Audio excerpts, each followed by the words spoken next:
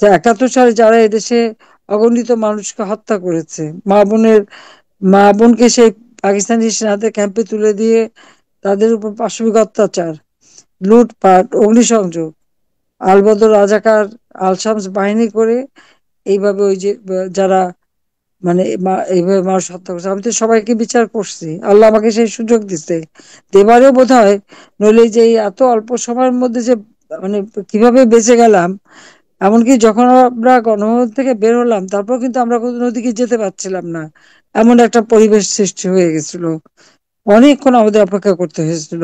তো যা হোক, তারপর বেঁচে যখন গেছি, আল্লাহ নিশ্চয়ই ইশারা আছে যে আল্লাহ নিশ্চয়ই একটা সুযোগ দেবে যে এই হত্যাকারীর বিচার, মানে এই হত্যাকারীদের বিচার আমরা করবো, এই হত্যার বিচার হবে। আজকে মায়ের কান্না, বাপের আহাজারি, স্ত্রী তার কান্না, বাচ্চারা, বাপ মারা, মানে কি বিভৎস অবস্থা, যাদের কোনো অপরাধ ছিল না। এই নিরপরাধ মানুষগুলিকে মেরে তারা নাকি আওয়ামী লীগকে শেষ করে দেবে। তা আওয়ামী লীগ অপরাধটা কি করেছে? বরং হিসাব করে দেখা যাবে, তার যে শহীদের তালিকা দেয় তার থেকে দেখা যাবে যে আওয়ামী লীগের নেতাকর্মী, পুলিশ, আনসার, সাংবাদিক, সাংস্কৃতিক কর্মী, এদেরকেই তো সব থেকে বেশি হত্যা করা হয়েছে, এবং সব থেকে বেশি নির্যাতন এবং মামলা দিয়ে দিয়ে হয়রানি করা, বাড়ি ঘর জ্বালিয়ে পুড়িয়ে ছারখার করে দেওয়া। তো এর বিচার ইনশাল্লাহ করবোই আমরা, এটুকু খালি বলতে পারি। আর এই নাম ধাম গুলি সব দিয়ে দেওয়া, সেই সাথে সাথে আমার মনে হয় যে প্রত্যেক এলাকায় তো আর্মি আছে ডিপ্লয়, তাদের কাছেও পাঠানো আসামির নাম সহ। আর এই শহীদদের তালিকা আমাদের তালিকা আমাদের করতে হবে, যে- কারণ এদেরও শহীদ মৃত্যু।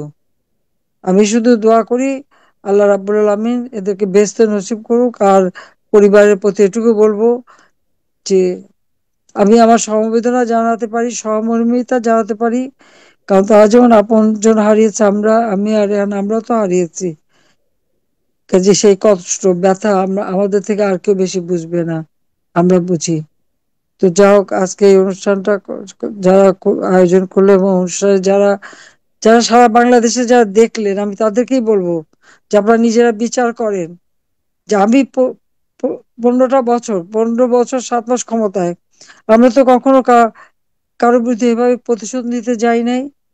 হ্যাঁ, আমি সন্ত্রাসীদের ধরেছি, খুনিদের ধরেছি, তারা ওই যেটা গুম খুন বলে, এটা কারা? এর তো বেশিরভাগই তো সন্ত্রাসী। হয় আগুন দিয়ে পোড়ানো, বাসে আগুন, গাড়িতে আগুন, মানুষ হত্যা করা, হলি আর্টিজেনে যারা আক্রমণ করেছে, গ্রেনেড হামলা করেছে, যত অপরাধী যারা এসব, তাদেরই বিচার হয়েছে।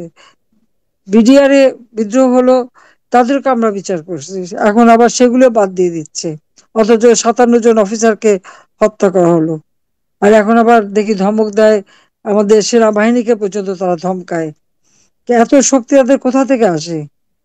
কাজে বাংলাদেশের জনগণকে আজকে রুখে দাঁড়াতে হবে, জেগে উঠতে হবে এবং এই অন্যায়ের প্রতিকার করতে হবে। আর এইভাবে আর যেন না হয়। আর যারা এভাবে, আমি এলাকাবাসী বলবো যে আপনারা সবাই মিলে রুখে দাঁড়াবেন, ভয় করলে হবে না তাহলে কিন্তু। কারণ এখন তো বিচার নাই, আইনের শাসন নাই। বাসা ডাকাতি করতে যায়, পুলিশকে ডাকে, পুলিশ যেতে পারে না, যাওয়ার মতো অবস্থা তাদের নাই।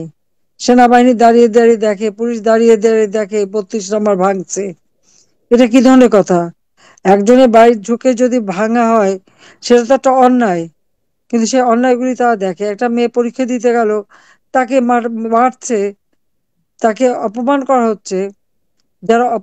যারা মারলো, মেয়েটার গায়ে হাত তুললো, সেই ছেলে মেয়ে সব মিলে মেয়েটাকে যখন মারলো, তাদেরকে ধরলো না, অ্যারেস্ট করলো কাকে? যে অত্যাচারিত তাকে। এটা কোন দেশে আমরা আছি? আর এরাই বা কিসের ট্রেনিং? সরকারি এত পয়সা দিয়ে ট্রেনিং দিয়ে এত কিছু তাদের শিখালাম, তা তারা এটা কি কি আচরণটা করছে? আমাদের আইন শৃঙ্খলা, পুলিশ হোক আর সেনাবাহিনী হোক, তারা দাঁড়িয়ে দাঁড়িয়ে দেখবে, অপরাধীদের কিছু বলবে না, বাধা দেবে না? এটা কেমন ধরনের কথা? কাজে যেখানে যত অপরাধী আছে, আমি বলবো যে খালি মুখে কথা বললে হবে না, তো এদেরকে গ্রেপ্তার করতে হবে, বিচার করতে হবে, এবং যতগুলি পরিবার আজকে আপনজন হারিয়েছে, শহীদ পরিবার, তাদের সব রকম সহযোগিতা করতে হবে। আর আমার তরফ থেকে এদের এই বাচ্চাদের পড়াশোনা আর মা বাবা যাতে চলতে পারে, বউ যাতে চলতে পারে, আমি সেই ব্যবস্থা আমার সাধ্য মতো আমরা করব।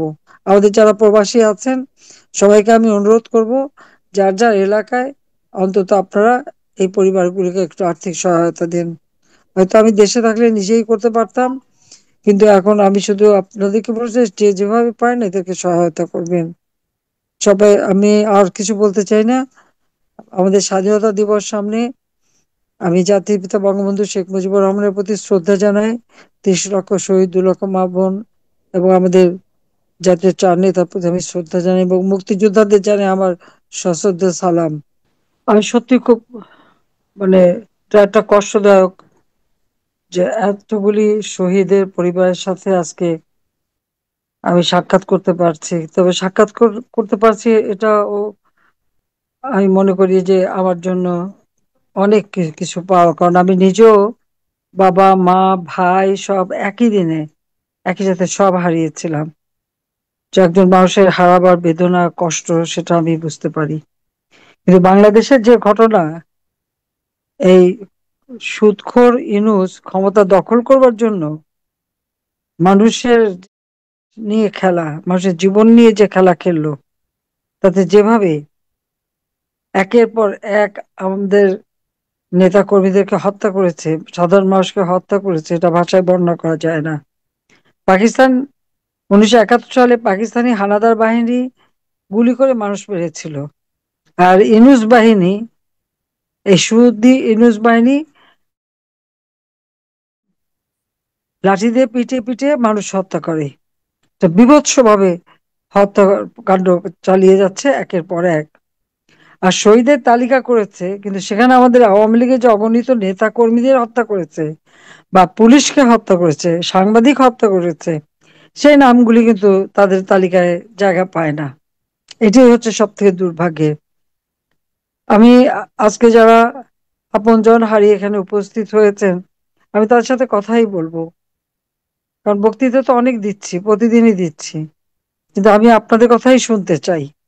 কারণ আপনাদের অন্তত আমি এটুকু বলতে পারি যে আপনাদের কষ্ট লাঘব করবার জন্য আমি, যে নাকি সেই 1975 সালের 15ই আগস্ট ছিলাম বিদেশের মাটিতে, হঠাৎ একদিন শুনলাম বাবা মা ভাই, দুই ভাইয়ের নবপরিণীত বধূ কেউ বেঁচে নাই, একমাত্র চাচাও নেই, আত্মীয় স্বজন আরো 18 জন সদস্য একসাথে মেরে শেষ করে দিল। বিদেশের মাটিতে সব হারা, রিফিউজি হয়ে আমাদের থাকতে হলো 6টা বছর। কাজী আপনাদের কষ্ট আর কিছু না হোক, আমি অন্তত বুঝি। তো আমি এখন আপনাদের কথা শুনি, সে আমার মনে হয় সময় নষ্ট না করে, কারণ এখানে ইন্টারনেটে একটু যোগ দিতে সমস্যা হয়েছিল, কাজে আপনাদের সময় নেব না। আমি মনে করি নজরুল, আমার মনে হয় আমি ওনাদের কথা শুনতে চাই। তবে এই জঘন্য হত্যাকাণ্ড, উম, আপনাকে মানে ধন্যবাদ এর প্রিয় বিচার নেত্রী। ইনশাল্লাহ করবো আমরা। হ্যাঁ।